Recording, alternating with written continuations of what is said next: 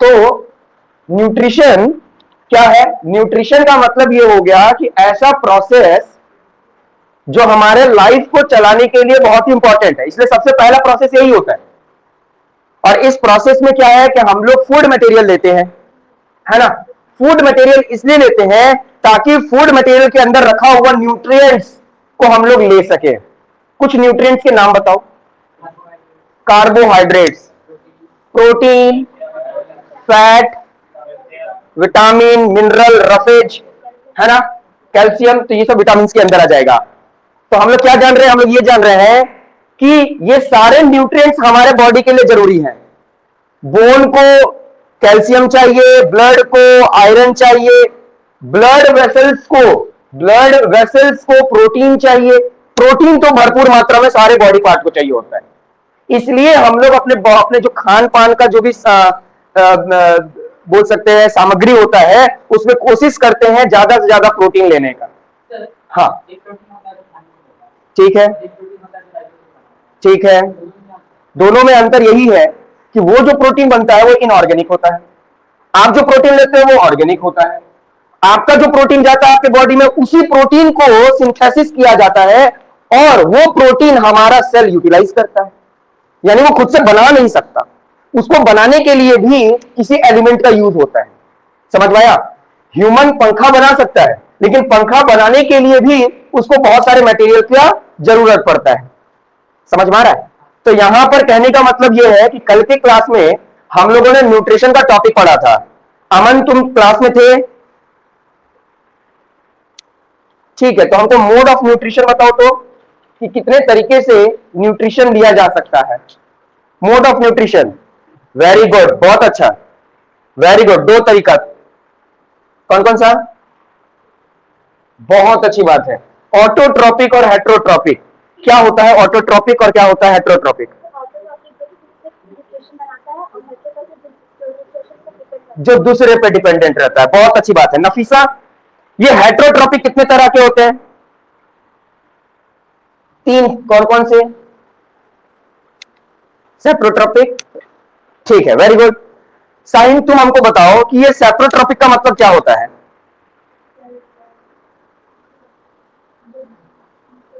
जोर से बोलो। Very good. सेप्रोट्रॉपिक का मतलब हुआ कि अगर कोई एनिमल दूसरे पे डिपेंडेंट है, लेकिन दूसरे का कौन सा खाना खाएगा? उसका शरीर का सड़ा गला पार्ट को अगर खाता है, तो वैसे न्यूट्रिएंट्स को लेने के लिए हम लोग एक प्रोसेस बोलते हैं जिसको हम लोग बोलते हैं सेप्रोट्रॉपिक। आप बताइए कि पैरासिटिक क्या होता है?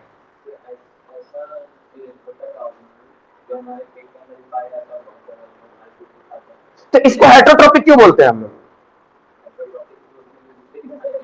हाँ, वो होस्ट पे डिपेंडेंट रहता है। देखो अभी तुम पढ़े ना, देखो एग्जाम में क्वेश्चन कैसे पूछेगा why fungi also called as parasitic mode of nutrition, कि क्यों आखिर फंगी को हम लोग पैरासाइटिक मोड ऑफ न्यूट्रिशन लेने वाला ऑर्गेनिज्म कहते हैं। तो सिंपल सी बात है, क्यों बोलते हैं? क्योंकि पैरासाइटिक का मतलब होता है दूसरे के शरीर में चला जाना और उसके न्यूट्रिएंट्स को पूरा क्या कर लेना? यूज्ड कर लेना, है ना? उसी को हम लोग क्या बोलते हैं? पैरासाइटिक। होलोजोइक का मतलब क्या होता है? होलोजोइक का मतलब क्या होता है?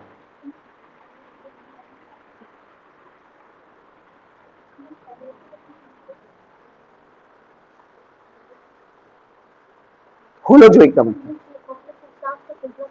हाँ, कॉम्प्लेक्स सब्सटेंस को जो सिंपलर सब्सटेंस में कन्वर्ट कर दे, ऐसे ऑर्गेनिज्म को हम लोग होलोजोइक मोड ऑफ न्यूट्रिशन कहते हैं। अब कॉम्प्लेक्स सब्सटेंस क्या होता है? देखो कॉम्प्लेक्स सब्सटेंस का मतलब कोई विशेष चीज नहीं है। कॉम्प्लेक्स सब्सटेंस का मतलब कोई भी ऐसा खाना जिसके अंदर बहुत तरह के न्यूट्रिएंट्स है, बहुत तरह के। अब जैसे दूध को ही देख लो, दूध जो मिल्क है, मिल्क के अंदर बहुत सारे न्यूट्रिएंट्स होते हैं ना। अब वो हम लोग पीते हैं तो हमारा बॉडी क्या करता है? दूध के अंदर रखा हुआ बहुत तरह के न्यूट्रिएंट्स को तोड़ तोड़ के उसके अंदर के जितने भी न्यूट्रिएंट्स हैं वो निकाल लेता है, सेपरेट कर लेता है और हमारे सेल बॉडी को दे देता है ना? देखो सिंपलर सब्सटेंस किसको बोलेंगे? सिंपलर सब्सटेंस बोलते हैं ऐसा सब्सटेंस जिसके अंदर सिर्फ एक ही न्यूट्रिएंट्स हो, सिर्फ एक ही न्यूट्रिएंट। जैसे ग्लूकोज तो सिर्फ ग्लूकोज, ग्लूकोज तो सिर्फ ग्लूकोज, है ना? लेकिन कोई ऐसा सब्सटेंस है, जैसे हम लोग रोटी खाए तो रोटी में कार्बोहाइड्रेट तो है ही है, रफेज भी आ जाता है ना, फाइबर भी मिलता है हम लोगों को। तो ये किसी एक मटेरियल के अंदर बहुत तरह के न्यूट्रिएंट्स रहते हैं, तो हम लोग उसको क्या बोलते हैं, कॉम्प्लेक्स सब्सटेंस। तो हम लोग जैसे इंसान यानी ह्यूमंस लोग, है ना, एनिमल बींग्स जो होते हैं, वो लोग क्या करते हैं, होलोजोइक मोड ऑफ न्यूट्रिशन करते हैं।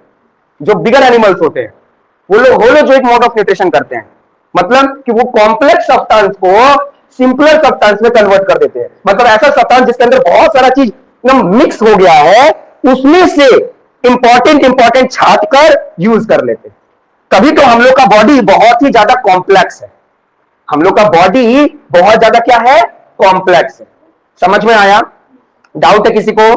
तो ऑटोट्रॉपिक में देखिए कि सिर्फ जो ग्रीन प्लांट होता है वही फोटोसिंथेसिस करता है ना, और वो लोग क्या करते हैं, वो लोग फोटोसिंथेसिस की मदद से फूड बनाते हैं, है ना। फोटोसिंथेसिस की मदद से वो लोग क्या बनाते हैं, फूड बनाते हैं। और वो फूड जो होता है, वो जो फूड होता है वो एक तरह का कार्बोहाइड्रेट ही रहता है। क्या रहता है, कार्बोहाइड्रेट। और कार्बोहाइड्रेट को जनरल फॉर्म में हम लोग क्या बोलते हैं, ग्लूकोज। समझ में आया? लेकिन तुम लोग देखे होंगे कि घर में क्या होता है कि मम्मी जब खाना बनाई, अगर वो उस समय पर यूज नहीं हुआ तो क्या यूज नहीं हुआ तो फेंक देंगी? नहीं, उसको स्टोर करके रखेंगी, चाहे फ्रीज में या और भी कोई जगह पर क्या करती हैं, उनको स्टोर करके रखती हैं। तो स्टोर करके रखना ऐसे नहीं रख देती हैं, अगर कभी भी स्टोर करके रखना होगा ना तो उसको क्या करती हैं, कटोरी में भर देती हैं, उसके ऊपर उसको ढक्कन लगाकर फ्रिज के अंदर रखती हैं। तो उसी तरीके से हमारा प्लांट भी क्या करता है, फोटोसिंथेसिस की मदद से फूड तो बना देता है, फूड तो बना लिया, अब ज्यादा मात्रा में फूड बन गया तो वो इसलिए बना लेता है कि क्या पता कल सूरज की रोशनी ना निकले, तो अगर कल सूरज की रोशनी नहीं निकलेगी तो मैं खाना कैसे बनाऊंगा और मैं कैसे खाऊंगा। इसलिए जब भी उसको सूरज मिलता है तब वो खाना बना लेता है। अब खाना बना तो लिया, बनाते बनाते बन गया ज्यादा, अब ज्यादा बन गया तो उसी समय तो वो खा नहीं सकता, धीरे धीरे खाता है। तो धीरे धीरे खाता है तो क्या करना पड़ता है, बहुत सारे खाना को स्टोर करके रखना पड़ता है। तो वो क्या करता है, बहुत सारे खाना को अपने स्टेम में, बहुत सारे खाना को अपने ब्रांचेस में, बहुत सारे खाने को अपने लीफ में, और अल्टीमेटली लास्ट में क्या करता है, बहुत सारे खाना को फ्रूट में जाकर जमा कर देता है। वो सिर्फ इसलिए जमा कर देता है कि मैं बाद में इसको क्या कर लूंगा, यूटिलाइज कर लूंगा, बाद में क्या कर लूंगा, यूटिलाइज कर लूंगा। लेकिन मुद्दा ये होता है कि वो कार्बोहाइड्रेट के फॉर्म में नहीं रख सकता है, क्योंकि स्टोर करके रखना है, ऐसे ही नहीं रख सकता। तो उस क्या करता है कि उस कार्बोहाइड्रेट को कन्वर्ट कर देता है स्टार्च में। किसमें कन्वर्ट कर देता है, स्टार्च में। तो ध्यान देना, स्टार्च भी एक तरह का ग्लूकोज का फॉर्म होता है, स्टार्च भी एक तरह का ग्लूकोज का फॉर्म होता है। ग्लूकोज, कभी भी वर्ड आ जाए ना ग्लूकोज, ग्लूकोज का मतलब होता है सिंपलर सब्सटेंस, जो तुरंत हमारे बॉडी में यूज हो जाएगा, तुरंत हमारे बॉडी में। कोई भी अगर हम बोल रहे हैं ना कि स्टार्च कन्वर्ट हो गया ग्लूकोज में, अगर हम ऐसा बोल रहे हैं कि स्टार्च जो है वो कन्वर्ट हो गया ग्लूकोज में, तो इसका मतलब क्या है, इसका मतलब ये है कि जो स्टार्च था वो कॉम्प्लेक्स था, समझ में आया, और वो कन्वर्ट हो गया किसमें, ग्लूकोज में, यानी वो क्या हो गया, सिंपलर हो गया, कॉम्प्लेक्स से सिंपलर हो गया, है ना। और सिंपलर चीज को लेना हमारे लिए बहुत फायदेमंद होता है। अब जैसे ग्लूकोज का जो पाउडर आता है, तो खुद से ना क्या करते हैं, ग्लूकोज का पाउडर क्या किए, पानी में डाले, घोले और पी गए, उसके अंदर जो एनर्जी थी हमको मिल गई, तुरंत मिल गई, इसलिए बोला जाता है इंस्टेंट एनर्जी। ग्लूकोज का पाउडर अगर देखोगे तो उसमें लिखा था इंस्टेंट एनर्जी, इंस्टेंट मतलब तुरंत, एनर्जी मतलब ऊर्जा, तुरंत मिल जाएगा ऊर्जा, यानी हमारा बॉडी उस पर तुरंत, उसको तोड़ना नहीं पड़ेगा, तुरंत उस एनर्जी को लेकर काम कर सकता है। लेकिन जो हम लोग खाना खाते हैं, जो भी हम लोग खाना खा रहे हैं, हमारा बॉडी क्या करता है, पहले उसको पचाता है, यानी डाइजेशन के प्रोसेस में, जब हम लोग पढ़ेंगे डाइजेशन के प्रोसेस में, वो पता लगाता है कि ये जो बच्चा खाया है क्या सही में इसके अंदर न्यूट्रिएंट्स था, और अगर है तो कौन कौन सा है, चलो उसको छांटता है वो लोग बैठ के। तो कोई भी चीज को छटनी अगर हो रहा है तो टाइम लगेगा ना, इसलिए हमारा खाना हमारे एब्डोमेन में 4 घंटा रहता है, 4 घंटा, मिनिमम 4 घंटा रहता है। जब भी आप खाना खाओगे अच्छा खासा, तो हमारा जो जितने भी एंजाइम्स हैं वो उसमें से छटनी वाला प्रोसेस है ना जो करते हैं, वो लगभग 4 घंटा लगाते हैं, ताकि उसको जो भी मेन मेन न्यूट्रिएंट्स हैं उसको लेकर के अपने बॉडी में क्या कर ले, यूटिलाइज कर ले। समझ में आ गया? तो अब हम लोग ना न्यूट्रिशन इन एनिमल तो बाद में पढ़ेंगे, अभी हम लोग ओवरऑल पढ़ रहे थे, ठीक है। हाँ बोलिए। ठंड के मौसम में, हाँ वही तो बात है, मधुमक्खी का नाम सुने हो, हनी बी। ये लोग क्या करते हैं, ये लोग जानते हैं कि ठंडियों के मौसम में पराग निकलता है, लेकिन गर्मियों के मौसम में ज्यादा पराग नहीं निकलता। तो ठंडियों के मौसम में ये लोग क्या करते हैं, पराग से शहद निकाल निकाल कर अपने हनी कॉम्ब में, अपने हनी कॉम्ब में जाकर स्टोर कर लेते हैं। मधुमक्खी का छत्ता जिसको हम लोग बोलते हैं, स्टोर करते हैं। क्यों? क्योंकि गर्मियों के मौसम में खाना नहीं मिलेगा, पराग निकलेगा ये तो खाना बनेगा। इसलिए जो क्वीन हनी होती है, हनी बी, वो अपने पूरे वर्कर को इतना इंफॉर्मेशन दे देती है कि आपको जाना है और ज्यादा से ज्यादा नेक्टर कलेक्ट करके रखना है। नेक्टर का मतलब क्या होता है? क्लास 6 में पढ़ोगे। नेक्टर का मतलब होता है स्वीट स्मेलिंग स्वीट होता है। स्वीट स्मेलिंग स्वीट का मतलब एक ऐसा मीठा पदार्थ होता है जो कि कहां से निकाला जाता है? फ्लावर के मिड पार्ट से, उसको नेक्टर बोलते हैं। तो मधुमक्खी क्या करती है? उसको पी लेती है मुंह पर और जाकर अपने छत्ते पे जाकर उगल देती है। तो इसका मतलब कि जो आप हनी खा रहे हो वो हनी बी का वॉमिट खा रहे हो, वो वॉमिट ही है। समझ में आ रहा है? तो इसका मतलब वो लोग स्टोर करके रखे हैं गर्मियों के मौसम। वैसे ही प्लांट भी अपना जितना भी खाना होता है ना वो स्टोर करके रखते हैं। अब यहां पर मुद्दा उठा कि सर फ्लावर तो आता नहीं है, तो फ्लावर नहीं आता तो फ्लावर से उसको क्या मतलब है? हमको ये बताओ। फ्लावर तो एक पार्ट है जहां पर वो अपना जो ग्लूकोज है उसको स्टोर करके रखेगा ना, जरिया है वहां पर। और वो जानता है कि फ्लावर होगा, ये फ्लावर बाद में जाकर फ्रूट बनेगा और बड़का बनच्चर मेरा तोड़कर खा जाएगा और मेरे पास आएगा। इससे अच्छा फ्लावर निकलो ही मत। और अच्छी बात, समझ में नहीं? फ्लावर जो है या फ्रूट जो है वो तो बोल सकते हैं कॉम्प्लीमेंट्री है प्लांट का। वो जानता है कि वो मेरे लिए यूजफुल नहीं है। प्लांट के लिए फ्रूट कोई यूजफुल नहीं है, वो उसका वेस्ट मटेरियल एक तरह समझो। फ्रूट से कुछ नहीं कर सकता। उस लेने से पहले बड़का जानवर तोड़ लेता है। हाँ तो वो लेगा, तब वो लेगा। इसे देखना, जो पेड़ पे फ्रूट लगा रहता है, लगता है तो वो सूख जाता है, यानी कुछ न्यूट्रिएंट्स ले लिया गया और या तो वो खराब ही हो गया। नहीं होता है कोई सामान हम रख दिए कि सोचे बाद में यूज करेंगे, रखे रखे इतना रख दिए ना कि रखा गया। आ रही मेरी बात समझ में? तो प्लांट, स्पेशली कौन से प्लांट? ग्रीन प्लांट, है ना। ग्रीन प्लांट जो होते हैं वो लोग क्या करते हैं? फोटोसिंथेसिस करते हैं। और फोटोसिंथेसिस के प्रोसेस में क्या बनता है? ग्लूकोज बनता है। समझ में आ रहा है? बुक किधर है? देखो तो वहां पर बुक है।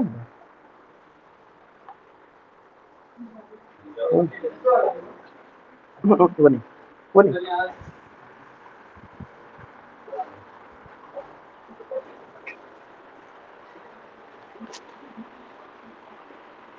हाँ, अब हम लोग जो टॉपिक पढ़ेंगे वो पढ़ेंगे न्यूट्रिशन इन प्लांट, है ना। हम लोग टॉपिक जो पढ़ेंगे वो पढ़ेंगे न्यूट्रिशन इन प्लांट। ठीक है? अमन, नफीसा, समझ में आ रहा है?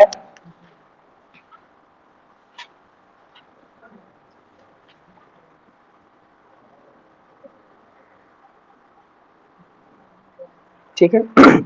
तो ध्यान देना, न्यूट्रिशन इन प्लांट में प्लांट किस तरीके से न्यूट्रिशन लेता है, एनिमल किस तरीके से न्यूट्रिशन लेता है, ओवरऑल तो मैं बता दिया।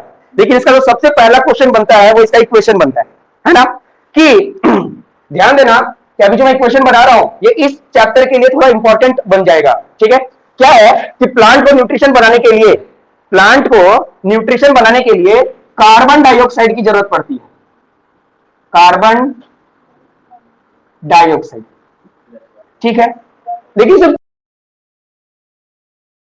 पड़ती है ना। तो उसको क्या चीज की जरूरत पड़ती है? वाटर। ठीक है। लेकिन अगर सोचो कि कोई भी इंसान सिर्फ हलवा बनाना चाहता है तो चीनी, घी और सूजी लाने से काम हो जाएगा क्या? उसको हीटर की भी तो जरूरत पड़ेगी, है ना। हीटर मतलब क्या हो, तभी तो उसमें पकाएगा। तो उसी तरीके से बोल सकते हैं कि प्लांट को भी हीटर की जरूरत पड़ती है, जिसको हम लोग सनलाइट कहते हैं। क्या कहते हैं? सनलाइट कहते हैं। लेकिन एक और बात कि खाना तो बनाना चाहते हो, लेकिन खाना बनाने का कोई पर्टिकुलर जगह तो होता है ना, जिसको हम लोग किचन बोलते हैं, है ना। जिसको हम लोग क्या बोलते हैं? किचन बोलते हैं। तो वैसे ही प्लांट में भी एक पार्ट होता है जिसको हम लोग बोलते हैं क्लोरोफिल।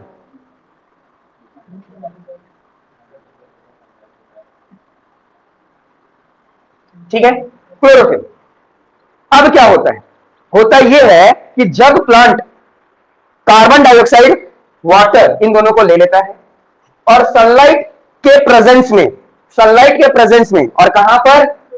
क्लोरोफिल में। क्लोरोफिल एक ऐसा जगह होता है जो कि लीफ में होता है, पत्तों में होता है, पत्तों के अंदर होता है क्लोरोफिल। ठीक है। तो यहीं पर खाना बनता है, खाना इसके द्वारा पकता है। और खाना को बनाने के लिए जो दो मटेरियल यूज होता है वो ये दोनों है, दो मटेरियल ये हो। ठीक है। तो इससे क्या बनता है? तब इससे बनता है ग्लूकोज।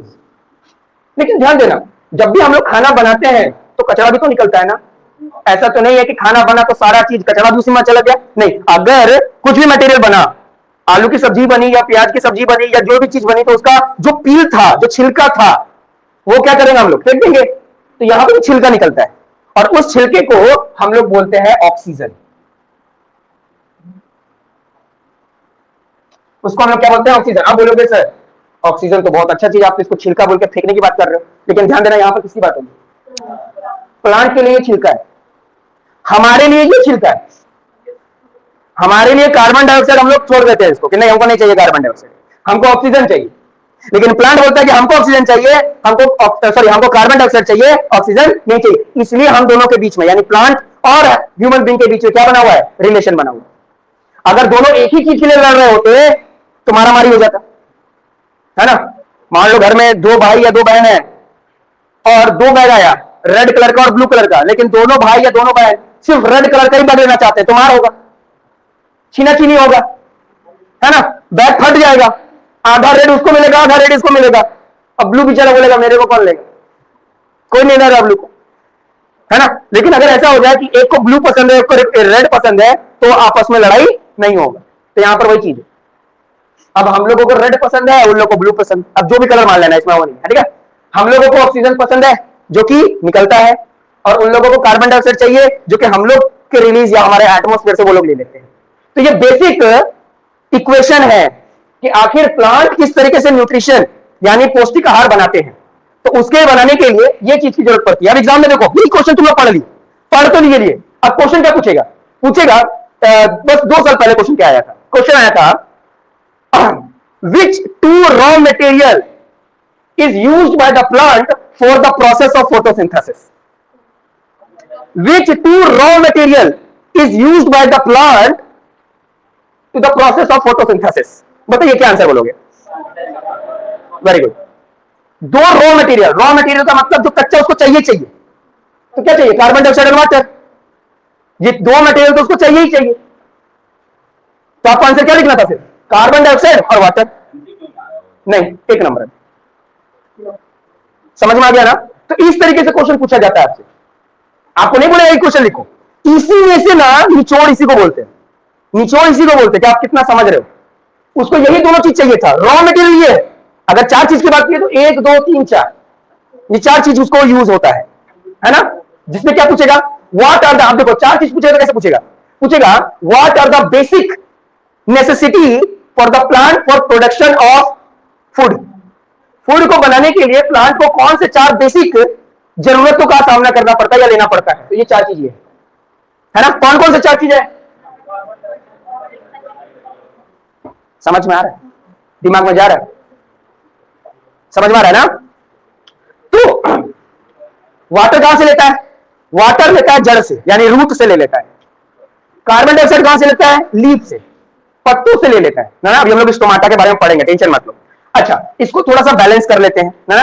तो देखो कार्बन डाइऑक्साइड को हम लोग जानते हैं क्या लिखते हैं, CO2, है ना। अभी क्या पढ़कर आ रहे हैं, अभी पढ़कर आ रहे हैं केमिकल इक्वेशन एंड रिएक्शन, है ना, chemical reaction and equation. Water क्या है, H2O गिव्स, फिर वही होगा सनलाइट एंड क्लोरोफिल, है ना, सनलाइट एंड क्लोरोफिल जिसके प्रेजेंस में होता है। अब ध्यान दो, पैटर्न क्वेश्चन पूछा था कि आखिर यहां पर क्या लिखते थे, ये क्या है, कैटलिस्ट है। अगर ये सनलाइट नहीं होगा तो ये दोनों प्रोसेस होगा ही नहीं। हाँ, दोनों कैटलिस्ट है, इन दोनों का होना बहुत जरूरी है। अगर ये दोनों में से कोई एक भी नहीं हुआ तो ये धरा का धरा रह जाएगा। मैं तो वही बात बता रहा हूं ना कि मान लो कि हलवा बनाना चाहते हो, सूजी चीनी घी सब कुछ आ गया, रॉ मटेरियल आ गया, लेकिन चूल्हा ही नहीं जल रहा है, तब क्या करोगे। कोई बुखार वाले इंसान को पकड़ोगे कि उसका शरीर गर्म है, उसी पर चढ़ा देते हैं, पक जाएगा, ऐसा तो होगा नहीं। तो ये नेसेसिटी नहीं आता, ठीक है। अब ग्लूकोज याद करो, ग्लूकोज का फॉर्मूला बताया था, C6H12O6 प्लस O2। समझ में आ गया, ये तो इक्वेशन हो गया। अच्छा, फर्स्ट चैप्टर में बैलेंस करना भी सिखाया था, है ना। आई थिंक तुम लोग बैलेंस कर लोगे। देखो तो बैलेंस हुआ, देखो बैलेंस हो गया। यहां देखते हैं, कार्बन 6, इधर कार्बन 6, ऑक्सीजन देखो 6 दूनी 12 और 12 6 18। यहां देखो 6 और 12 12 18 हो गया ना। यहां देखते हैं हाइड्रोजन 12 और यहां पर देखो 12, हो गया बैलेंस, हो गया। समझ आ रहा है, समझ में आ रहा है कि नहीं आ रहा है, है ना, इस तरीके से बैलेंस हो गया। तो कहने का मतलब क्या है कि nutrition in plant, plant nutrition कैसे लेता है, कौन सा प्लांट की बात हो रही है, ग्रीन प्लांट की बात हो रही है। ग्रीन प्लांट खाना बनाने के लिए उनको कार्बन डाइऑक्साइड की जरूरत पड़ती है, वाटर की जरूरत पड़ती है, सनलाइट की जरूरत पड़ती है, क्लोरोफिल में वो लोग प्रोसेस करते हैं, तब जाकर उनको मिलता है ग्लूकोज। ग्लूकोज एक तरह का क्या है, ग्लूकोज एक तरह का अगर न्यूट्रिएंट्स के रूप में देखा जाए तो कार्बोहाइड्रेट्स है, ठीक है, कार्बोहाइड्रेट्स है, ठीक है। अब यही कार्बोहाइड्रेट को अगर लॉन्ग समय के लिए स्टोर करके रखना है तो ये कन्वर्ट कर देता है किसमें, अगर लॉन्ग समय के लिए अगर रखना है, स्टोर करना है, तो कन्वर्ट कर देता है किसमें, स्टार्च में। स्टार्च भी एक तरह का क्या है, ग्लूकोज ही है ना, स्टार्च भी एक तरह का क्या है, ग्लूकोज ही है ना, समझ में आ रहा है। तो और ये वाला जो चीज है ना, अगर पेड़ से कोई भी फ्रूट आप खाए तो इसका मतलब आपको ग्लूकोज ही मिल रहा है, लेकिन किसके फॉर्म में मिल रहा है, स्टार्च के फॉर्म में।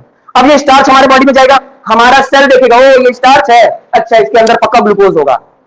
अब उसको तोड़ करके ग्लूकोज निकालेगा और सेल को बोलेगा किसको किसको चाहिए ग्लूकोज, जिसको जिसको चाहिए ले लो। अब हमारा सेल क्या करेगा, उस ग्लूकोज को लेकर के अपना काम करेगा, एनर्जी बनाएगा। वो रेस्पिरेशन में समझेंगे। इतनी बात समझ में आई कि नहीं, जल्दी बताओ। अमन, हाँ क्या बोल रहे हो, स्टार्च का फॉर्मूला नहीं, क्योंकि वो तो ग्लूकोज है ना। तो हाँ बोलो।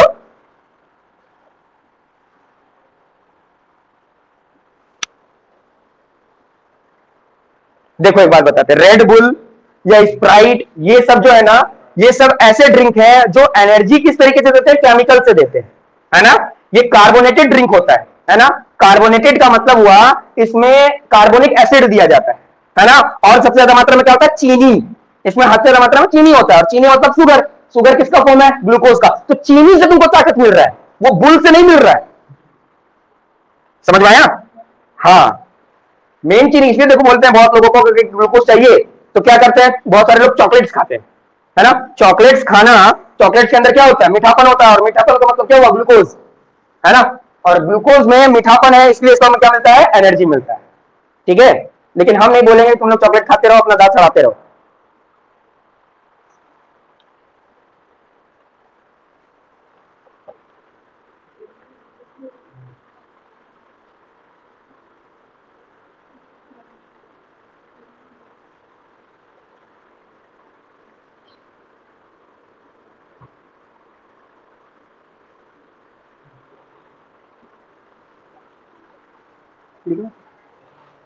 हाँ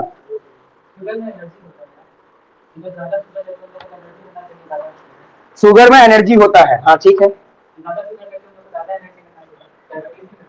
देखो असलियत में क्या है, हमारे बॉडी में हर चीज का बैलेंस रहना बहुत जरूरी है। हमारे बॉडी में हर चीज का बैलेंस होना जरूरी है। कोई भी चीज अगर ज्यादा या कम हो गया तो प्रॉब्लम होगी, कोई भी चीज ज्यादा या कम हो गया तो क्या होगा, दिक्कत होगा। इसलिए तुम कितना भी शुगर ले लो, उसका एक लिमिट होता है। हमारे बॉडी में शुगर लेवल का लिमिट होता है कि आपका जो शुगर लेवल है वो पर्टिकुलर 70 से लेकर 100 के बीच में होना चाहिए, है ना। यानी 90 से 110 भी कभी कभी बोला जाता है कि इनके बीच में होना चाहिए। अगर इससे ज्यादा जा रहा है तो आपको शुगर की मात्रा बढ़ रही है, इसका मतलब आपको इंसुलिन यानी आपके पैंक्रियाज में प्रॉब्लम हो रहा है, क्योंकि आपका पैंक्रियाज ही है जो इंसुलिन बनाता है। अब वो नहीं बना पा रहा है ठीक से, क्योंकि इंसुलिन ही क्या करता है, ग्लूकोज को बैलेंस करता है। वो भी हम लोग आगे पढ़ना है, सारा चीज पढ़ना है। अच्छा एक और बात ध्यान देना कि बुक में देखोगे तो यहाँ पर वाटर को भी रिलीज करवाया गया है ट्रांसपिरेशन के प्रोसेस से, ठीक है ना। तो यहाँ भी क्या कर दोगे, वाटर निकल गया। तो वाटर निकल गया तो इसका मतलब यहाँ पर अगर वाटर अगर निकालना चाह रहे हैं तो बैलेंस करने के लिए क्या हो जाएगा, बैलेंस करने के लिए अब यहां पर हो जाएगा कितना, 12, है ना। और यहां भी हो जाएगा 6 और यहां भी हो जाएगा 12, ठीक है। 12 24 24 48, यहां 6 होगा ना, बैलेंस हो गया।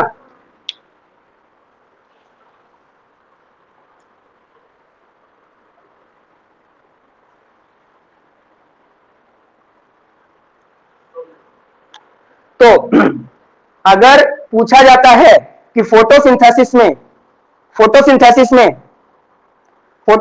में कौन से 4 बेसिक कि उसको खोल दो, उसको खोल दो, हवा है। हाँ,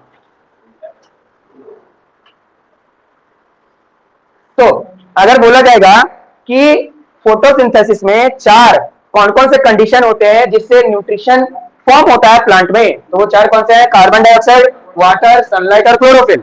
समझ में आया?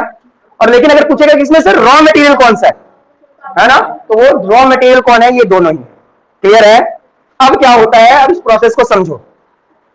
क्या होता है कि जो प्लांट होता है उसका जो पत्ता है, पत्ता है ना, जो पत्ता है, पत्ता के देखना आगे वाला जो पार्ट होता है, यानी ऊपर वाला पार्ट जो होता है, वो थोड़ा सा ना बोल सकते हैं वैक्सी होता है। वैक्सी का मतलब थोड़ा चमकदार होता है, स्लिपरी होता है। लेकिन पीछे जो होता है ना, वो रफ होता है ना। तो ध्यान देना, उसमें एक बहुत ही इंपॉर्टेंट चीज होता है, जो सेल होता है उसमें होता है स्टोमाटा। क्या होता है? स्टोमाटा। इसका रोल बहुत इंपॉर्टेंट होता है पत्ते में। अब ये कैसे दिखेगा, बात अलग है कि अगर पत्ते को जूम करके देखोगे तो छोटे छोटे छोटे छोटे छेद दिखाई देते होंगे। अब वो छोटे छोटे जो छेद हैं वहीं पर पाया जाता है स्टोमाटा। अब ये स्टोमाटा करता क्या है? प्लांट का जो पत्ता है, ठीक है, ये मान लो कि एक मैं पत्ता बनाने की कोशिश कर रहा हूं,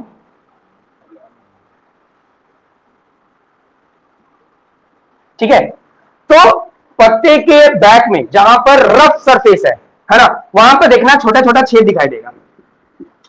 और ये छोटे छोटे छेद जो है ना, इसी को हम लोग स्टोमाटा सेल बोलते हैं। क्या बोलते हैं? स्टोमाटा।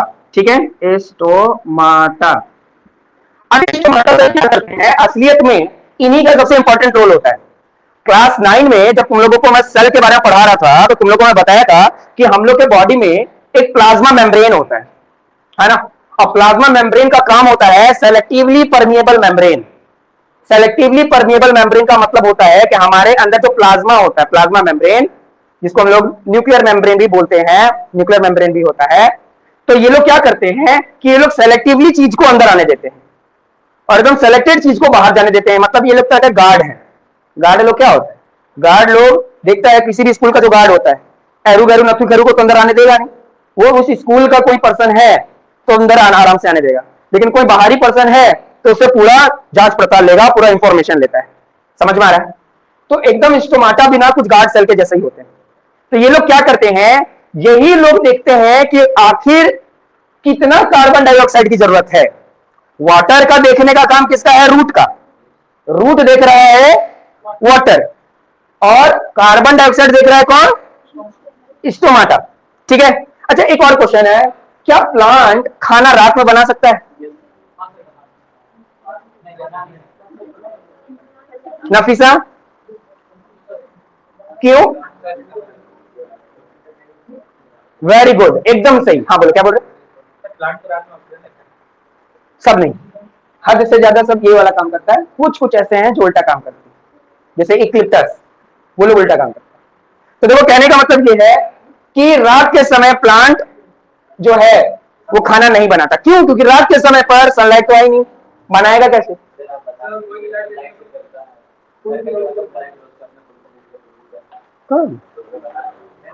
रात में खाना नहीं बनता प्लांट, उसको स्पेशली सनलाइट की जरूरत पड़ती है। नहीं, वो लोग गधा नहीं ना है, उसको तो उल्लू नहीं बना सकते। येलो लाइट देके क्या ले, सूरज की रोशनी, हाँ, तो सनलाइट चाहिए। समझ में आया? अगर सूरज की रोशनी नहीं मिल रही है वो खाना नहीं बनेगा, इसलिए रात में खाना नहीं बनता। तो वो अब मान लो सुबह की बात है, तो वो क्या किया, वाटर का जुगाड़ कर लिया। कहां से? रूट से। अब देखो कार्बन डाइऑक्साइड कैसे होता है। कार्बन डाइऑक्साइड को क्या होता है कि एटमोस्फेयर से कार्बन डाइऑक्साइड को क्या किया जाता है? सेलेक्ट किया जाता है। ये करवाता कौन है? स्टोमाटा, है ना। स्टोमाटा क्या करता है? अपने पोर्स को खोलता है। अब ध्यान देना, फिगर देखोगे ना तो ज्यादा अच्छे से समझ में आएगा, मैं फिगर नहीं बनाने वाला। यहां देखो, ध्यान दो, ये है स्टोमाटा, ये है स्टोमाटा। स्टोमाटा का एक सेल है ये, एक सेल। अगर एक सेल को जूम करके देखेंगे स्टोमाटा को, प्लांट के नीचे में होता है ये सारा, है ना। तो ये पाया जाता है। तो देखो, एक जगह इसका जो होल है वो ज्यादा है और एक जगह होल कम है। तो कैसे क्या होता है, ध्यान देना, ये बीन लाइक स्ट्रक्चर जो दिख रहा है येलो कलर का, है ना, इसको हम लोग बोलते हैं गार्ड सेल। क्या बोलते हैं? Guard cell. तो होता क्या है कि इस गार्ड सेल में जब पानी भर जाता है ना, पानी भर जाता है तो ये लोग क्या करते हैं, अपने दिमाग से क्या करते हैं, पानी भरवा लेते हैं। जैसे ये पानी भरता है तो अगर सोचो, ट्यूब ले लो, ट्यूब, है ना, जो साइकिल का ट्यूब है, अगर उसमें हवा भरेंगे तो क्या हो जाता है? पूरा सी आकार का हो जाता है है ना, बीच में अच्छा सा गैपिंग दिखाई देने लग जाता है ना, जब उसमें हवा भरने लगे तो। अगर उसमें से हवा निकाल दे तो हम लोग उसको क्या कर सकते हैं, उसको सिर्फ इस तरीके से कर सकते हैं, ऐसा कर सकते हैं ना। तो यहां पर कुछ ऐसे ही होता है, ये एक तरह का ट्यूब ही है, ये एक तरह का ट्यूब है, बस इसमें हवा ना भर के क्या भर दिया जाता है, पानी। जैसे ही इसमें पानी भरा गया तो बीच में क्या हो गया, स्पेस मिल गया, ये लोग क्या हो गए, स्वेलअप हो गए, फुल गए, बीच में क्या हो गया, जगह बन गया, जगह बनने के कारण बीच में गैपिंग आ गया। अब बीच में गैपिंग आ गया क्यों, क्योंकि इसको चाहिए कार्बन डाइऑक्साइड। अब फटाफट ऑक्सीजन कार्बन डाइऑक्साइड क्या होगा, इसके द्वारा, ये एंट्री के द्वारा अंदर चला जाएगा, है ना। जितना चाहिए था वो ले लिया, तुरंत क्या करता है, अपना जो पानी है उसको क्या कर देता है, रिटेन कर देता है, छोड़ देता है, एक्सपेल कर देता है। जैसे ही एक्सपेल करता है ये क्या हो जाता है, बंद हो जाता है। और जैसे ये बंद हो जाता है, बंद हो जाता है तो क्या कार्बन डाइऑक्साइड और अंदर जा पाएगा, नहीं जा पाएगा। तो इस तरीके से स्टोमाटा, स्टोमाटा ये देखो, ये ओपन स्टोमाटा है, ये क्लोज स्टोमाटा है।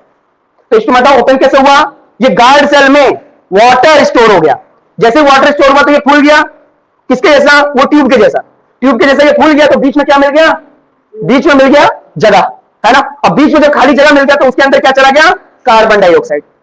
समझ में आया, कार्बन डाइऑक्साइड चला गया, वाटर जड़ से मिल गया, सनलाइट एटमॉस्फेयर से मिला, क्लोरोफिल पत्ते के पास है, क्लोरोफिल पत्ते के पास है, ये लोग मिल करके ग्लूकोज बना लिए, ऑक्सीजन और वाटर, वाटर ट्रांसपिरेशन के बॉडी मतलब उसके शरीर से निकल गया। पत्तों में भी देखना ट्रांसपिरेशन होता है ना, यानी एक तरह से हम लोग के पसीना निकल रहा है ना, वाटर निकल गया। ऑक्सीजन, अब बन गया ऑक्सीजन, तो अब ये ऑक्सीजन जो बना तो प्लांट बोलता है क्या, अब ऑक्सीजन मेरा बन गया, अब इसको बाहर निकालना होगा। तो फिर स्टोमाटा को बोलता है तुम खुल जाओ, तुम खुल जाओ। तो स्टोमाटा खुलेगा कैसे, फिर उसके गार्ड सेल में क्या भर जाएगा, पानी भर जाएगा, पानी भर दिया जाएगा। जैसे पानी भरेगा तो फिर से क्या हो जाएगा, खुल जाएगा, बीच में क्या मिल जाएगा, गैपिंग, और वो गैपिंग से क्या निकल जाएगा, ऑक्सीजन निकल जाएगा। जब ऑक्सीजन निकल गया फिर देखा दरवाजा बंद करना है। अब दरवाजा बंद कैसे होगा, दरवाजा बंद करने के लिए क्या करना होगा, स्वेलअप करना होगा, है ना, मतलब एक्सपेल करना होगा, वाटर निकल जाएगा। जैसे ही वाटर निकल जाएगा तो ये जो गार्ड सेल है वो क्या हो जाएंगे, सिंक्रोनाइज यानी श्रिंक हो जाएंगे, चिपक जाएंगे, और चिपक जाएंगे तो जगह है नहीं कुछ बाहर नहीं आने का, दरवाजा बंद, अब अंदर का सामान अंदर, बाहर का सामान बाहर। तो ये हमेशा होते रहता है प्लांट में, समझ में आ रहा है। ऑक्सीजन छोड़ने के लिए भी वो अपने आप को क्या करता है, पहले वाटर भरता है ताकि वो खुल जाए, और अंदर से फिर जो बीच में जगह बचा वहां से क्या निकलने लगेगा, ऑक्सीजन निकलेगा। और लगातार, ये तो मैं सेल की बात कर रहा हूं ना, कितने सारे सेल होंगे, सारे सेल मिलकर के काम कर रहे हैं। हाँ बोलिए, क्या बोल रहे हैं, प्लांट को क्यों होगा, क्यों होगा, अगर वेस्ट मटेरियल तो निकल रहा है, गुड मटेरियल आ रहा है, क्या प्रॉब्लम, नहीं मिल पा रहा है तो प्रॉब्लम। अगर किसी प्लांट में लिफ्ट नहीं है तो फिर वही बात समझ लो, तुम बस ऐसे समझ लो कि अगर किसी के पास घर में राशन नहीं है तो क्या होगा, लेकिन वाटर, वो जो मेन जो कैक्टस का क्यूटीन जो होता है ना, वहीं से वो लोग खाना फॉर्म कर लेते हैं, ग्रीन कलर का होता है। स्टोमाटा जो होता है ना वो पीछे में होता है, पीछे होता है उनका, उसका ऊपर वाला जो लेयर होता है ना वो वैक्सी होता है, वैक्सी लेयर होता है। और ये लोग क्या करते हैं, वाटर इतना ज्यादा स्टोर करके रख लेते हैं, वाटर की मात्रा क्योंकि बहुत मोटे होने के कारण इनमें ट्रांसपिरेशन का प्रोसेस बहुत कम होता है, समझ में आया, और उसी से काम ये चला लेते हैं। हाँ, इनका जो स्पीड होता है कैक्टस का वो थोड़ा स्लो होता है इनके मुकाबले, क्योंकि वो कैक्टस जानता है कि हमको ज्यादा ऑक्सीजन निकालना नहीं, अपना नॉर्मल जितना हमको चाहिए हम उतना ही काम करेंगे, वो उसी हिसाब से अपना ऑक्सीजन फॉर्म करवाता है। समझ में आ रहा है, समझ में आ रहा है। हाँ, तो प्लांट न्यूट्रिशन कैसे लेता है, समझ में आया, क्या करता है, रॉ मटेरियल लेता है और सनलाइट और क्लोरोफिल की मदद से। क्लोरोफिल क्या होता है, क्लोरोफिल समझ लो कि प्लांट का किचन है, किचन है जहां पर खाना पकता है, क्योंकि इसके अंदर ग्रीन कलर के पिगमेंट होते हैं जहां पर खाना बनाने में मदद किया जाता है। खाना बन जाता है, मेन खाना कौन है, ग्लूकोज, लेकिन खाना बनने के साथ कुछ वेस्ट मटेरियल भी निकला, तो ये तो बॉडी के बाहर ट्रांसपिरेशन से निकल गया, और इसको एक्सचेंज ऑफ गैस स्टोमाटा की मदद से इसको क्या कर दिया गया, बाहर निकाल दिया गया। तो असलियत में स्टोमाटा का फंक्शन एग्जाम में पूछ लेता है, what are the function of stomata, stomata का फंक्शन क्या है, तो सिर्फ दो ही फंक्शन है इसका जनरली, क्या करवाने का, exchange of gas, exchange of gas क्या करवा रहा है कि कार्बन डाइऑक्साइड अंदर ले रहा है और ऑक्सीजन बाहर। जब देख रहा है कि अंदर खाना बनाने के लिए कार्बन डाइऑक्साइड की जरूरत पड़ रही है तो अपने गार्ड सेल में, अपने गार्ड सेल में क्या भरवा ले रहा है, वाटर भरवा ले रहा है, वो स्वेलअप हो जा रहा है, खुल जा रहा है, बीच में जगह बचा, उस जगह से क्या आ गया, कार्बन डाइऑक्साइड आ गया, खाना बन गया, और एक्स्ट्रा चीज यानी वेस्ट मटेरियल बन रहा है उसके लिए, ऑक्सीजन। अब वो फिर स्टोमाटा को बोला कि भाई इसको बाहर निकालो, ये गंदगी है, ये मेरे शरीर से बाहर जाएगा तो ही बचा रहेंगे हम, नहीं तो मेरे को प्रॉब्लम हो जाएगा। तो फिर गार्ड सेल बोलता है ठीक है रुक जाओ, फिर वो अपने आप में अपने गार्ड सेल में क्या भरवा लेता है, वाटर भरवा लेता है, फिर वो इस पर अलग हो जाता है और अंदर से जितने ऑक्सीजन बाहर निकल जाते हैं। जैसे ऑक्सीजन बाहर जाते हैं बढ़ के जानवर लोग उसको ले लेते हैं। समझ में आ रहा है? नहीं समझ में आया? 1 मिनट 2 मिनट का टाइमिंग देता हूं, जल्दी से पढ़ लो।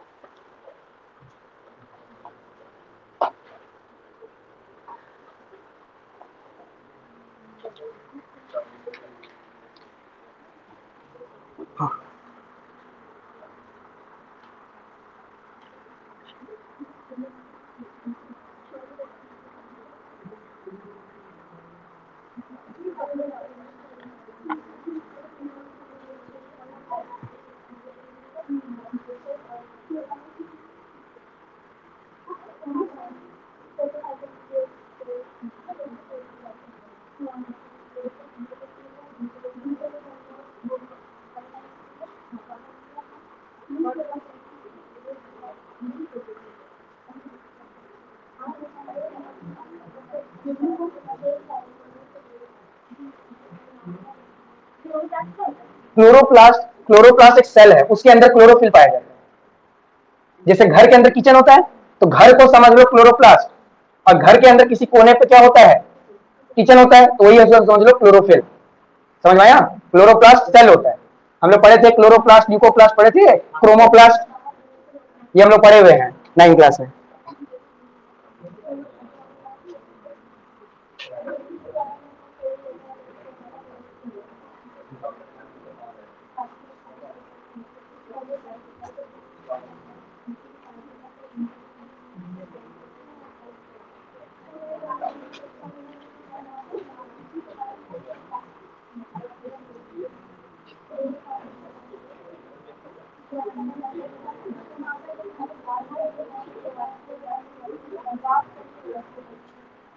कोई डाउट है किसी को? कोई डाउट नहीं है? ठीक है, तो ध्यान देना। अभी हम लोगों ने क्या पढ़ा था? अभी हम लोगों ने पढ़ा कि प्लांट जो है वो कार्बन डाइऑक्साइड वाटर की मदद से ग्लूकोज और क्लोरोफिल की मदद से, सॉरी सनलाइट और क्लोरोफिल की मदद से ग्लूकोज बनाता है। जब एक्सेस अमाउंट में ग्लूकोज बन जाता है तो वो कन्वर्ट कर देता है किसमें, स्टार्च में। मतलब जो फूड के अंदर जो ग्लूकोज का फॉर्म में जो स्टार्च है वो हम लोग यूज करते हैं। कैसे पता चलेगा कि वो स्टार्च ही है? तो अगर आपको ये पता करना है तो आपको क्या करना होगा, इसको आयोडीन सोल्यूशन में डालना होगा। इसको कौन से सोल्यूशन में डालना होगा? आयोडीन। ठीक है, आयोडीन सॉल्यूशन में अगर डालोगे इसको, ठीक है, तो इसका कलर क्या आ जाएगा, ब्लू ब्लैक, है ना। अगर ब्लू ब्लैक कलर आने लगा तो समझ लेना कि वो क्या है, वो स्टार्च है। अच्छा ये बताओ, अगर ये बताओ कि वो तो स्टोर करके रखा है ना, इस स्टार्च को वो एडिशनल बन गया तो वो क्या करके रख रहा है, स्टोर करके रख रहा है। ठीक है, जैसे मम्मी का जो खाना एक्स्ट्रा हो जाता है तो मम्मी क्या करती है, किसी पर्टिकुलर जगह पर क्या करती है, स्टोर करके रख देती है ना। तो अगर मान लो कि अब क्या हुआ, किसी मुसीबत के कारण वो और ज्यादा खाना नहीं बना पाया, अब वो सोच रहा है कि मैं बचा हुआ खाना को यूज करूंगा, तो क्या ये खाना जो स्टार्च है, वही बचा हुआ खाना है ना उसके लिए, स्टोर वाला है, क्या डायरेक्ट यूज कर लेगा कि पहले इसको कन्वर्ट करेगा? पहले कन्वर्ट करेगा, यानी क्या करेगा, डी स्टार्च करेगा। डी स्टार्च का मतलब स्टार्च को कन्वर्ट करेगा किसमें, फिर ग्लूकोज में, तब जाकर वो उसको यूटिलाइज करेगा। समझ में आ रहा है? जैसे खाना ज्यादा बन गया, मम्मी स्टोर करना चाहती है तो पहले यूटेंसिल्स लेती है, उस पर खाना स्टोर करके ढक्कन लगाकर बंद करके रख देती है। फिर जब बाद में पता चलता है कि इसको यूज करना है तो फिर उस लेकर आती है, उसके ढक्कन हटा करके उसके अंदर का मटेरियल निकालती है, तब जाकर यूज होता है। समझ में आ रहा है? तो प्लांट क्या करता है कि जब ग्लूकोज बन गया तो जितना ग्लूकोज उसको उसी समय चाहिए, उसके जिस पार्ट में चाहिए उस पार्ट तक तो पहुंचवा देता है, और जिस पार्ट को नहीं चाहिए या एक्स्ट्रा बन गया तो वो क्या करता है, अपने बॉडी पार्ट पर ही वो स्टोर कर देता है ना, स्टेम में, लीफ में, है ना, फ्रूट में स्टोर करके रख देता है। लेकिन किसके फॉर्म में रख देता है, स्टार्च के फॉर्म में, है ना। तो फ्रूट में भी जो हम लोग ग्लूकोज लेते हैं वो एक तरह का क्या है, स्टार्च ही है। समझ में आ रहा है? वो स्टार्च ही है। अगर आपको पता करना है एक्सपेरिमेंट से कि ये स्टार्च है या नहीं, तो क्या करना, कोई भी फ्रूट लेना, उसका जो जूस है उसको किसमें डाल देना, आयोडीन सॉल्यूशन में, है ना। लेकिन कलर क्या हो जाएगा, ब्लैक ब्लू हो जाता है, तो समझ लो उसमें स्टार्च ही था। समझ में आया? और अगर प्लांट को लगता है कि नहीं, हमको वो मेरा बचा हुआ स्टार्च को यूज करना है, तो ये स्टार्च को डी स्टार्च करेगा, फिर से वो कन्वर्ट करेगा किसमें, ग्लूकोज में, और उसके बाद इसको यूटिलाइज करेगा। समझ में आया? तो ये पूरा प्रोसेस प्लांट किस तरीके से न्यूट्रिशन लेता है, समझ में आया कि नहीं आया? आया? कि ये स्टोमाटा का क्या काम है, ओपन स्टोमाटा, क्लोज स्टोमाटा, कैसे क्या काम करते हैं, कैसे कार्बन डाइऑक्साइड आता है, कैसे ऑक्सीजन बाहर जाता है। सबको आ गया समझ में? पक्का? कोई डाउट है? नहीं ना? नफीसा कोई डाउट है? अमन कोई डाउट है? और भी कोई है क्या ऑनलाइन? कौन है? सना, तुम भी हो? तुमको समझ में आ रहा है? चलो ठीक है, तो एक बार वीडियो देख लेना, ठीक है? हाँ, क्या बीज जो है वो तो रिप्रोडक्शन के प्रोसेस में पढ़ोगे, है ना? ओवरी और ओव्यूल, ओवरी जो होता है वो फ्रूट में कन्वर्ट हो जाता है, और जो ओव्यूल होता है वो कन्वर्ट हो जाता है सीड में। पढ़ो, ये मिटा दूं ना? तो न्यूट्रिशन प्लांट कैसे फॉर्म करते हैं, कैसे इनको पौष्टिक आहार बनता है, ये हम लोग देख लिए। समझ में आ गया? एग्जाम में किस तरीके से क्वेश्चन आएगा वो भी तुम लोग को बता दिया। डाउट है किसी को? चलो, तो अब हम लोग क्या पढ़ेंगे? न्यूट्रिशन इन एनिमल, कि अब एनिमल न्यूट्रिशन किस तरीके से लेते हैं।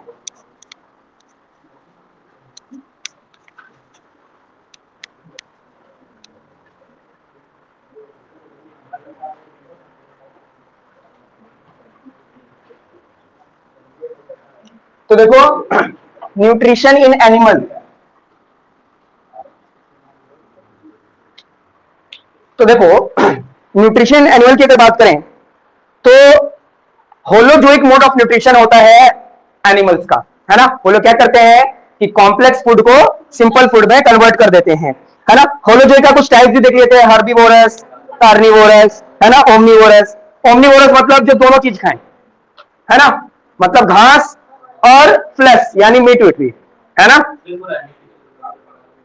हाँ ठीक है, ये रहने देते हैं। चलिए, various step in the process of nutrition, है ना? यानी न्यूट्रिशन लेने का प्रोसेस, है ना?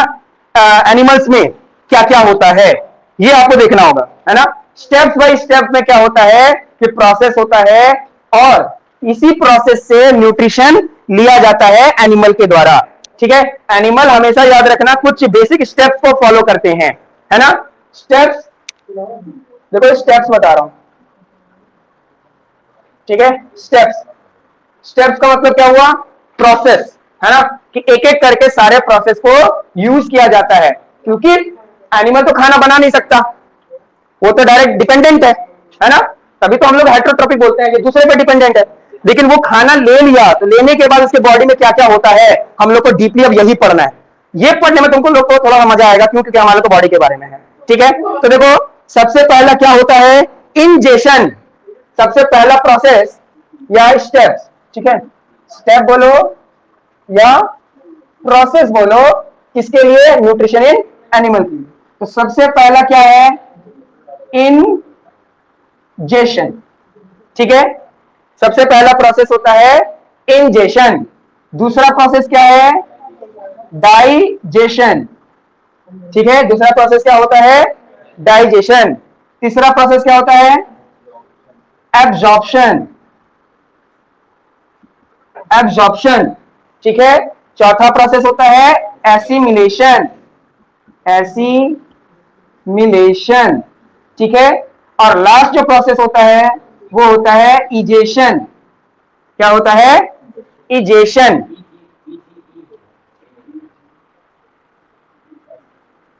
इजेशन, ठीक है? ध्यान देना। तो कुल मिलाकर ये 5 स्टेप हम लोग का बॉडी फॉलो करता है, तब जाकर हम लोग के बॉडी में क्या आता है? न्यूट्रिएंट्स आता है ना? ये पूरे प्रोसेस है, ये पूरे प्रोसेस है न्यूट्रिशन इन एनिमल। अगर इसी को पूरा डीप पढ़ लोगे ना, पूरा डीप पढ़ लोगे तो लगभग न्यूट्रिशन का पूरा प्रोसेस खत्म हो जाएगा, फिर हम लोग रेस्पिरेशन में आ जाएंगे। थोड़ा बड़ा है, ध्यान से समझोगे तो सारा चीज समझ में आ जाएगा, ठीक है? मैं ओवरऑल बता देता हूं पहले। इंजेशन, अब देखो इंजेशन से क्या आ रहा है? आई एन आ रहा है ना, और आई एन से मतलब समझ लो क्या हो गया? इन का मतलब क्या हो गया? एंट्री, है ना? बात अलग है, एंट्री का स्पेलिंग ई से हम लोग स्टार्ट करते हैं, है ना? लेकिन यहां पर इन का मतलब क्या है ना? किसी चीज का आना। तो क्या आएगा? फूड आएगा, ठीक है? क्या आएगा? फूड आता है, क्योंकि फूड तो हम लोग बना सकते नहीं है, हम लोग तो फूड बना नहीं सकते। एनिमल जो होते हैं वो फूड नहीं बना सकते, हम लोग बढ़ के एनिमल है ना?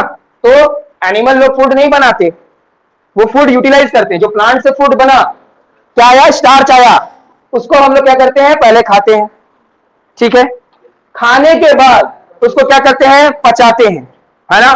जो कि जनरली जितना भी खाए हैं, जनरली हम लोग 4 आवर, कम से कम 4 घंटा लगता है किसी भी खाने को पचाने के लिए। समझ में आ रहा है ना। और ये जो काम है, ये जो काम है वो हमारे कहां पर होता है, हमारे स्टोमक में होता है, ठीक है। वहां पर स्टोर होता है, वहां पर क्या क्या होता है हम लोग सब एक एक करके पढ़ेंगे सब, ठीक है। अब खाना वहां पर क्या हो रहा है, डाइजेस्ट हो रहा है ना। डाइजेस्ट होने का मतलब कि वहां पर आपने जितना गंदा खाना खाया है उसको साफ सफाई का काम चलता है। आप बोलोगे हम तो एकदम साफ खाना खाते हैं, मेरी मम्मी तो एकदम साफ खाना बनाती है, सही बात। लेकिन क्या आपका हाथ ठीक से धुला हुआ है, क्या आपका प्लेट पूरा अच्छे से धुला हुआ है, या फिर प्लेट से मुंह तक जाने का बीच में जो दौरान है उसमें भी तो बहुत सारी गंदगियां होती है हमारे एटमॉस्फेयर में। टिंडल इफेक्ट देख लेना जरा, टिंडल इफेक्ट देखते हो तो देखते हो हर सेकेंड छोटे छोटे पार्टिकल्स घूम रहे होते हैं। तो जब हम लोग प्लेट से निवाला मुंह तक लेकर गए, वहीं पे बहुत सारे बैक्टीरिया लग गए। हमारा पेट ये बात जानता है कि इंसान कितना भी लाइफबॉय से हाथ धो ले, वो गंदा आएगा ही आएगा, गंदगी आएगा ही आएगा। इसलिए वो अपने अंदर अलग तरह का हाई क्वालिटी का लाइफबॉय रखा है, डिटोल का हैंड वॉश रखा है, जिसका नाम HCl है, हाइड्रोक्लोरिक एसिड, सारे बैक्टीरिया को मार डालता है ना। इतना खतरनाक होता है कि ब्लेड खाओगे ब्लेड भी पिघल जाएगा उसका। अब इसका मतलब खा मत लेना, होता इतना खतरनाक है। तो क्या हुआ, स्टोमक में क्या हुआ, डाइजेशन का प्रोसेस होगा। अब ये डाइजेशन का प्रोसेस का मतलब क्या हुआ कि उसके अंदर जितने भी जम्स हैं, जितनी भी गंदगियां हैं, वो सारी क्या हो जाता है, मार दिया जाता है। और वहीं पर डिसाइड होता है, देखा जाता है कि जो कॉम्प्लेक्स फूड है उसको और छोटा छोटा किया जाता है ना। उसके बाद एब्जॉर्प्शन होता है, ये बहुत इंपॉर्टेंट प्रोसेस है। खाए तो पेट में, खाए तो पेट में है, खाना तो भी पेट में है, लेकिन खाना किसके पास जाना है, ब्लड के पास जाना है। ब्लड को चाहिए खाना, क्योंकि ब्लड ही उस खाने को हमारे पूरे बॉडी तक पहुंचाएगा। तो एब्जॉर्प्शन के प्रोसेस में एक विली है ना, इसको बहुत सारे लोग विलाई भी बोलते हैं, है ना। अब विलाई विलाई बोलते बोलते विलाई मत बोलते ना, लेकिन वैसे इसको विली बोलते हैं। ये विली बहुत इंपॉर्टेंट रोल निभाता है किसमें, एब्जॉर्प्शन में, है ना। यानी ये खाना जो पेट में था, स्टोमक में था, अब वो खाना विली के मदद से हमारे बॉडी में क्या हो गया, एब्जॉर्ब हो गया, अंदर चला गया, ब्लड तक चला गया। अब ब्लड में जाने के बाद होता है एसिमिलेशन, यानी अब ये ब्लड क्या करेगा, एसिमिलेशन में बेसिक ब्लड आता है, ये ब्लड क्या करेगा, ब्लड में जो फूड है, यानी ये जो फूड जो है वो ब्लड के मदद से ए प्लेस से बी प्लेस तक जाएंगे। समझ में आ गया, ए प्लेस से बी प्लेस तक जाएंगे। यानी जिसको भी खाना चाहिए हमारे बॉडी पार्ट में, जिस भी सेल को खाना चाहिए वो वहां तक पहुंचा देंगे। अब खाना मिलने के बाद सेल को खाना मिल गया, अब वो उस खाना को तोड़ करके उसमें से एनर्जी निकालेगा। तो तोड़ेगा तो उसमें से गंदगी भी तो निकलेगा, तोड़ेगा तो गंदगी निकलेगा। एनर्जी तो ले लिया, एनर्जी ले लिया, लेकिन तोड़ने के कारण क्या हुआ, गंदगी निकला। और इस गंदगी को वो बॉडी से बाहर निकालेगा, मतलब इजेक्ट कर देगा, ठीक है। ये क्या होगा, इजेक्ट होगा। इसका मतलब हुआ एग्जिट, मतलब किसी चीज का बाहर जाना, यानी आउटफ्लो करना, ठीक है। चाहे वो वाटर मटेरियल हो और चाहे वो फेसेस के रूप में हो। समझ में आया, फूड मटेरियल फेसेस के रूप में और वाटर मटेरियल टॉयलेट के रूप में क्या होता है, बॉडी के बाहर निकल जाता है। तो ये बेसिक प्रोसेस है हमारे पास। जितना भी खाना खाए, खाना आने से लेकर जाने तक ये 5 प्रोसेस फॉलो होता ही है हमारे बॉडी में। हम लोग जान नहीं रहे अभी तक, अब जान गए, लेकिन इसके पहले यही सारे प्रोसेस होते हैं। खाना आया यानी इनफ्लो हुआ खाना का, उसके बाद डाइजेशन हुआ, डाइजेशन के बाद ही एब्जॉर्प्शन हुआ, यानी खून तक, ब्लड तक। वो खाना तो अभी पेट के अंदर था, पेट से ब्लड तक जाने का काम एब्जॉर्प्शन का होता है, शरीर में लगना, यानी मेन जो पार्ट है। अब यहां से ब्लड को मिलता है और ब्लड उसको ए प्लेस से बी प्लेस तक पहुंचाता है, यानी जो जिसको भी सेल को पार्ट है, जरूरत है उस फूड का, वहां तक इसको पहुंचा दिया एसिमिलेशन के द्वारा। और एसिमिलेशन के बाद क्या हुआ, हर पार्ट को क्या मिल गया, फूड मिल गया। वो उस फूड से क्या निकाल लिया, एनर्जी निकाल लिया, और जो वेस्ट मटेरियल है उसको बोला कि भाई इसको बाहर निकाल दो, अब हमको जरूरत नहीं। तो यहां से यहां तक में तुम लोग समझ लो कि एकदम कैसा काम होता है, एकदम गन्ने के जूस जैसा वाला काम होता है। जो गन्ने का जूस वाला जो आदमी होता है वो क्या करता है, गन्ने के जूस को इतनी बार रगड़ देता है, इतनी बार रगड़ देता है कि एक एक कण उसका निकल जाता है जूस का, है ना। शुगर कैन का गन्ने का जो जूस होता है वो पूरा निकल जाता है और जो मटेरियल सही में फेंकना पड़ जाता है। तो हमारा बॉडी भी ना एकदम गन्ने के जूस का जैसा काम करता है, बार बार चेक करेगा, बार बार चेक करेगा, खाना को हर जगह चेक करेगा कि कहीं इसमें से कोई ऐसा मटेरियल तो नहीं है जो हम लोग बाहर निकाल दे रहे हैं। ध्यान देना, तुम लोग कभी सुने हो कि डॉक्टर कभी भी स्टूल का चेक करवाता है, टॉयलेट का चेक करवाता है, मतलब यूरिन चेक करता है ना, ब्लड चेक करता है। आखिर जब टेस्टिंग होता है, कोई भी इंसान को बीमारी हो, तुरंत क्या बोलता है डॉक्टर, ब्लड टेस्ट करवाओ, यूरिन टेस्ट करवाओ, स्टूल चेक करवाओ। क्यों ये लोग चेक करवाता है? ये लोग इसलिए चेक करवाता है कि अगर ये इजेशन के प्रोसेस में ये तीनों चीज आता है ना, ब्लड भी है जो एक प्लेस से बी प्लेस तक पहुंचा रहा है, तो अगर स्टूल में या यूरिन में किसी भी तरह का न्यूट्रिएंट्स आ जा रहा है, किसी भी तरह का न्यूट्रिएंट्स आ जा रहा है, तो इसका मतलब हम लोग क्या जानते हैं, हम लोग ये जानते हैं कि हम लोगों का बॉडी पूरी तरीके से न्यूट्रिएंट्स ले लेता है और जो वेस्ट मटेरियल है बस उसी को बाहर छोड़ देता है। तो अगर वेस्ट मटेरियल के साथ कोई गुड मटेरियल आया है तो इसका मतलब हम लोग का कोई ना कोई बॉडी पार्ट ठीक से काम नहीं कर रहा। मेरी बात समझ में आ रही है? मेरी बात समझ में आ रही है? कहने का मतलब यह है कि यूरिन का चेक क्यों करवाता है? यूरिन में यूरिया ज्यादा मात्रा में होते हैं, नाइट्रोजीनियस वेस्ट होते हैं, वेस्ट सब होते हैं। लेकिन अगर यूरिन में ग्लूकोज मिलने लगे तो, शुगर की कुछ मात्रा मिलने लगे तो शुगर की मात्रा मिलने लगे तो ऐसा तो हो ही नहीं सकता। हमारे बॉडी पार्ट को तो शुगर चाहिए ही चाहिए। शुगर के लिए तो वो खाना खाता है कि उसको क्या मिले, शुगर मिले, चीनी का पदार्थ मिले। लेकिन वो चीनी का पदार्थ वेस्ट मटेरियल में निकल रहा है, वेस्ट मटेरियल में निकल रहा है। इसका मतलब ये है कि बाबू किडनी काम नहीं कर रहा है, क्योंकि किडनी का ही काम है कि जितना भी यूरिन से, सॉरी वाटर से जितना मेन मटेरियल निकाल लो और यूरिन बनाकर बाहर फेंक दो। मेरी बात समझ में आ रही है? समझ में आ रही है? कहने का मतलब यही है कि इसलिए डॉक्टर्स जब इन्वेस्टिगेशन करते हैं तो हम लोग से ब्लड मांगते हैं कि ब्लड में कोई, क्योंकि ब्लड का काम क्या है, सिर्फ एक प्लेस से बी प्लेस तक पहुंचा दो, छोड़कर आ जाओ। लेकिन छोड़ने के साथ साथ आप सामान भी लाके रखे हो, अपने पास ही रखे हो, तो चोर तो है या नहीं? तुम अपने पास क्यों रखे हो? ये तो तुमको दे देना चाहिए था सारे सेल को, तुम अपने पास कैसे रख सकते? यानी कहीं ना कहीं प्रॉब्लम है। वो वहां से जांच करता है। जांच करने का मतलब ये है, ब्लड का चेक होना, यूरिन का चेक होना, स्टूल का चेक होना सिर्फ इसलिए कि अंदर का तंत्र, अंदर का डाइजेस्टिव सिस्टम कैसे काम कर रहा है, सही तरीके से कर रहा है या नहीं कर रहा है। समझ में आया ना?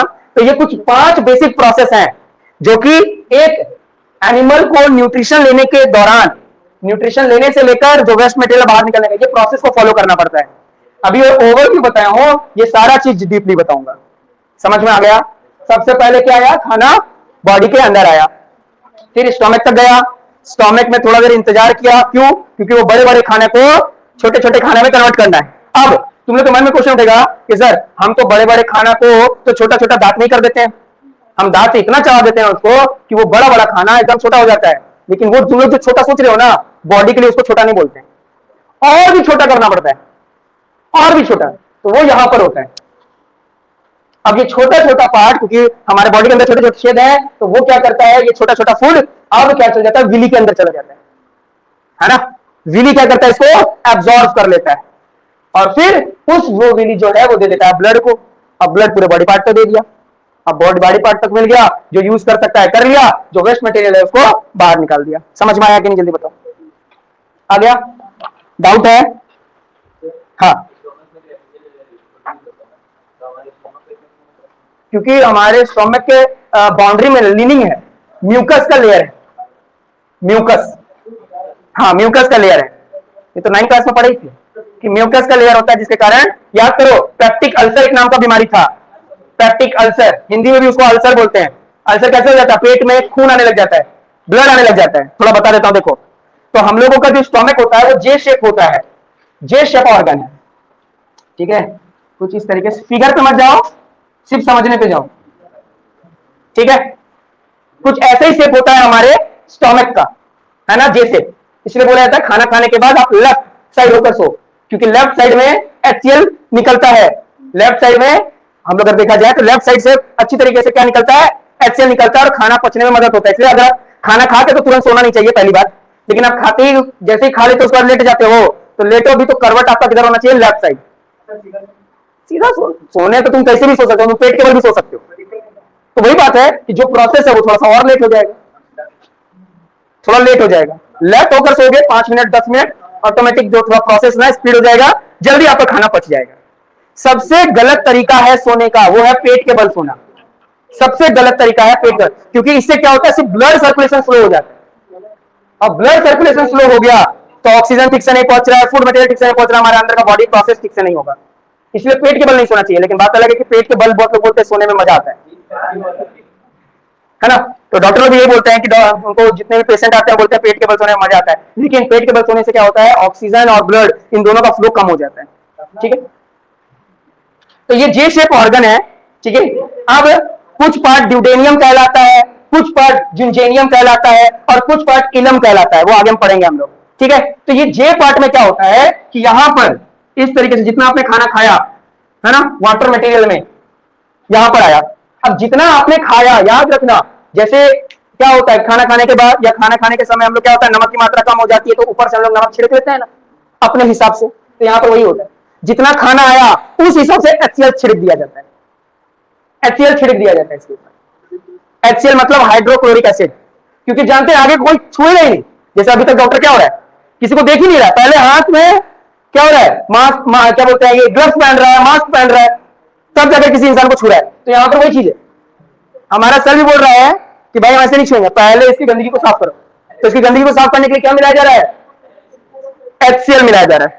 ठीक है, तो HCl मिलाया जाएगा। यहां से मान लो HCl निकल गया, तो ये जो है ना, ये अब HCl हो सकता है कि कहीं इससे टकरा गया तो, है ना। मान लो कि उसके बॉडी में पानी की मात्रा कम थी, सिर्फ खाना का मटेरियल था, तो खाना का मटेरियल गिरने के लिए क्या हुआ, क्या होते तो यार, अगर इस मटेरियल पे गिरा, मान लो फूड मटेरियल है उस पर गिरा, और ये फूड मटेरियल इस पर टच हो गया तो, यहां टच हो गया तो, है ना, तो हो सकता है कि हमारा पेट का जो लिनिंग है वो जल सकता है।